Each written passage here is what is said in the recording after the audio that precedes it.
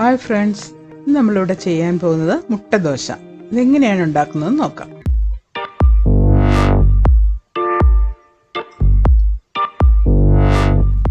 അപ്പോൾ അതിനായിട്ട് ഞാനിവിടെ ദോശമാവ് റെഡിയാക്കി വെച്ചിട്ടുണ്ട്. ഇപ്പോൾ ദോശമാവ് ഞാൻ ഉണ്ടാക്കിയിരിക്കുന്നത് 2 കപ്പ് അരിക്ക് 1 കപ്പ് ഉഴുന്ന് എന്ന കണക്കിലാണ് ഞാൻ എടുത്തിരിക്കുന്നത്. അപ്പോൾ അരിയുടെ കറക്റ്റ് പകുതിയാണ് ഞാൻ ഉഴുന്ന് എടുത്തിരിക്കുന്നത്. അപ്പോൾ അതിൻ്റെ ഒപ്പം തന്നെ ഞാനൊരു 1/2 കപ്പ് ചോറ് കൂടി അരച്ചിട്ടുണ്ട്. നമ്മുടെ സാധാരണ ചോറിന് ആ ചോറ് ഒരു 1/2 കപ്പ്. അപ്പോൾ 2 കപ്പ് അരി, 1 കപ്പ് ഉഴുന്ന്, 1/2 കപ്പ് ചോറ്. അപ്പോൾ ഇതെല്ലാം കൂടി ഞാൻ നല്ലതുപോലെ അരച്ച് റെഡിയാക്കിയിട്ടുണ്ട്. അപ്പോൾ ഇത് നമുക്കിനി മാറ്റി വെച്ചിട്ട് അതിന് മുട്ടയ്ക്ക് വേണ്ട സാധനങ്ങൾ എന്തെല്ലാമാണെന്ന് നമുക്കിനി ഒന്ന് നോക്കാം.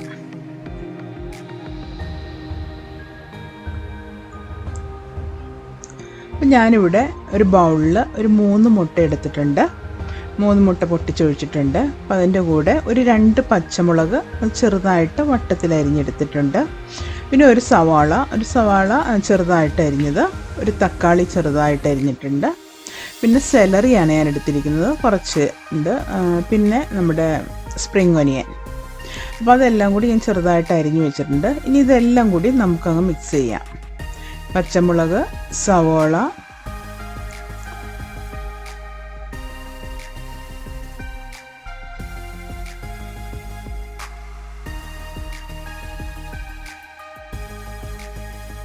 തക്കാളി,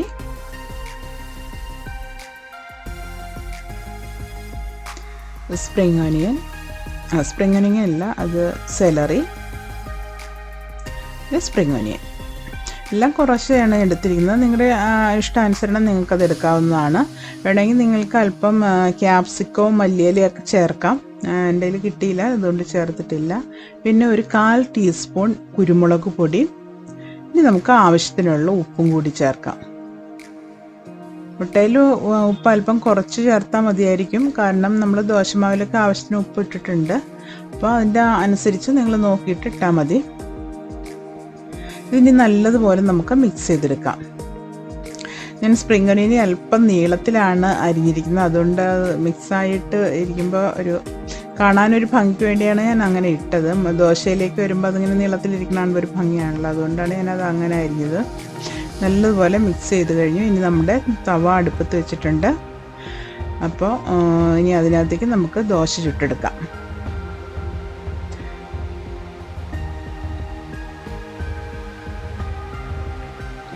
നല്ലതുപോലെ ചൂടായതിനു ശേഷം നമുക്കതിലേക്ക് മാവ് ഒഴിച്ചു കൊടുക്കാം.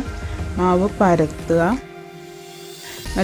നല്ലതുപോലെ പരത്തുക. എൻ്റെ പാൻ ഇച്ചിരി ചെറുതാണ്, അപ്പോൾ അതിൻ്റെ അനുസരിച്ച് നിങ്ങളുടെ കയ്യിലുള്ള പോലെ നിങ്ങളനുസരിച്ച് നിങ്ങൾ മാവ് ഒഴിച്ച് പരത്തുക. നല്ലതുപോലെ പരത്തുക. നല്ലതുപോലെ പരത്തിയതിന് ശേഷം ഉടനെ തന്നെ നമുക്കതിലേക്ക് മുട്ട ഒഴിച്ചു കൊടുക്കാം. അങ്ങനെ ഒരു സ്പൂണും കൊണ്ട് കുറച്ച് അങ്ങ് ഒഴിച്ചു കൊടുത്തത് 2-3 സ്പൂൺ ഒഴിക്കുക. അപ്പോൾ നിങ്ങളുടെ ദോശയുടെ വലിപ്പത്തിന് എത്ര വേണമെന്ന് വെച്ചാൽ അതിൻ്റെ അനുസരിച്ച് നിങ്ങൾ ഒഴിച്ചു കൊടുക്കുക. ഇതുപോലെ നല്ലതുപോലെ ഒന്ന് പരത്തിയെടുക്കുക.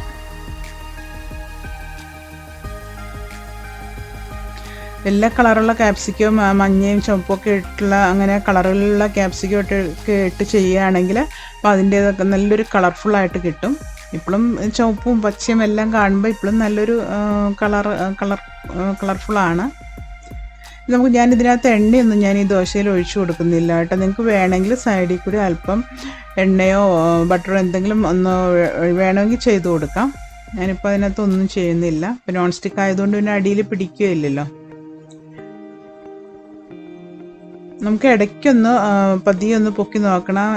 അടി ഒരുപാടങ്ങ് മുരിഞ്ഞു പോകരുത്. പതിയെ ബ്രൗൺ നിറമായിട്ടങ്ങ് വരുമ്പോൾ നമുക്കത് തിരിച്ചിടണം. അപ്പോൾ ഇടയ്ക്ക് പതിയെ ഒന്ന് പൊക്കി നോക്കിയതിന് ശേഷം ആയെങ്കിൽ നമുക്കത് മറിച്ചിടാം. ഒരുവിധം നല്ല ബ്രൗൺ നിറമായി കണ്ടില്ലേ. അപ്പോൾ നമുക്ക് മറിച്ചിട്ടു. ഇനി പയ്യെ ഒന്ന് പ്രസ് ചെയ്ത് കൊടുത്താൽ മതി. പ്രസ് ചെയ്ത് കൊടുത്തില്ലെങ്കിൽ കുഴപ്പമൊന്നുമില്ല. അത് പതിയെ ആ മറുവശം കൂടി ഒന്ന് വേവുന്നത് വരെ നമുക്കൊന്ന് വെയിറ്റ് ചെയ്യാം. തിരിച്ചിട്ടതിന് ശേഷം നമുക്കിതിങ്ങനെ ഫോൾഡ് ചെയ്തെടുക്കണം. ഫോൾഡ് ചെയ്തെടുത്തില്ല ഇങ്ങനെ തന്നെ വെച്ചാൽ നമുക്ക് കുഴപ്പമൊന്നുമില്ല. പിന്നെ നമ്മൾ സെർവ് ചെയ്യുമ്പോൾ ഒരു ഭംഗിക്ക് അത് ഫോൾഡ് ചെയ്തെടുക്കുക.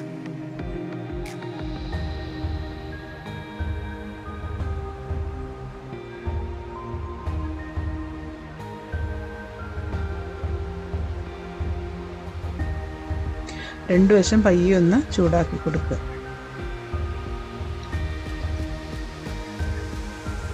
നമുക്ക് എല്ലാ ദോശയും ഇതുപോലെ ചുട്ടെടുക്കാം.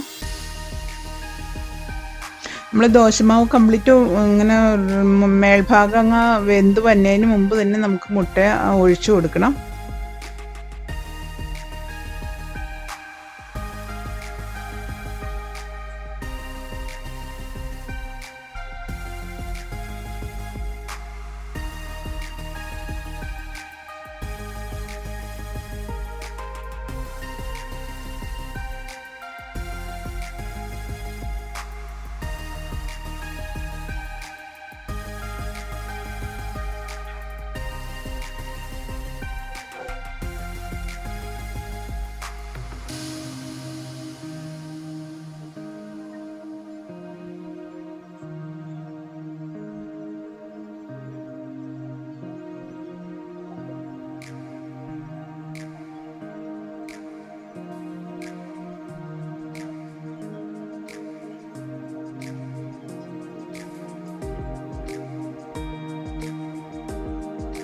നമ്മുടെ ദോശകളെല്ലാം ഏകദേശം ചുട്ട് കഴിഞ്ഞു.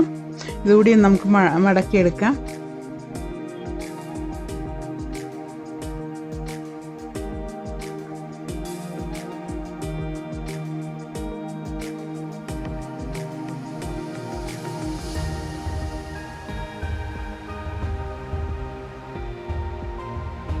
നമ്മൾ ദോശ വെറുതെ കൊടുക്കുമ്പോൾ കുട്ടികൾ ഇങ്ങനെ കഴിക്കാത്ത കുട്ടികളൊക്കെ ഉണ്ടെങ്കിൽ മുട്ട ദോശ ആണെന്ന് പറഞ്ഞ് കൊടുക്കുമ്പോൾ കുട്ടികൾക്കൊക്കെ നല്ല താല്പര്യമായിരിക്കും ഇത് കഴിക്കാൻ. മുട്ട ഇഷ്ടപ്പെടാത്തവരായ മിക്കവാറും എല്ലാ കുട്ടികൾക്കും മുട്ട ഇഷ്ടമായിരിക്കുമല്ലോ. അപ്പോൾ നമ്മുടെ എല്ലാ മുട്ട ദോശ ഇവിടെ റെഡിയായി കഴിഞ്ഞു. വളരെ ടേസ്റ്റി ആയിട്ടുള്ള ഒരു ഡിഷാണിത്. നിങ്ങളെല്ലാവരും തീർച്ചയായിട്ടും ഇതൊന്ന് ഉണ്ടാക്കി നോക്കുക, അഭിപ്രായങ്ങൾ അറിയിക്കുക.